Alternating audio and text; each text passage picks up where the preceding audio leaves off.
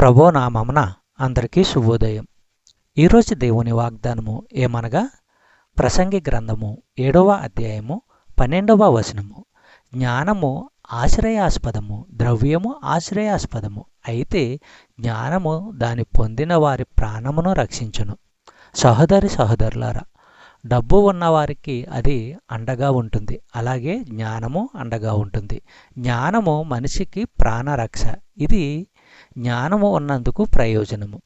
సామెతల గ్రంథము 14వ అధ్యాయము 20వ వచనము మనము పరిశీలించినట్లయితే, దరిద్రుడు తన పొరుగు వారికి అసహ్యుడు, ఐశ్వర్యవంతుని ప్రేమించువారు అనేకులు. సహోదరులారా, పేదవారు అంటే వారి పొరుగువారే వారిని అసహించుకుంటారు. ధనవంతులకు స్నేహితులు అనేక మంది ఉంటారు. డబ్బు ఆకర్షణ వల్ల స్నేహం చేసేవాళ్ళు అనేక మంది ఉంటారు. ఇటువంటి వారితో చాలా జాగ్రత్తగా ఉండాలి. చెప్పబడిన వాగ్దానము దేవుడు దీవించి ఆశీర్వదించును గాక. ఆమేన్.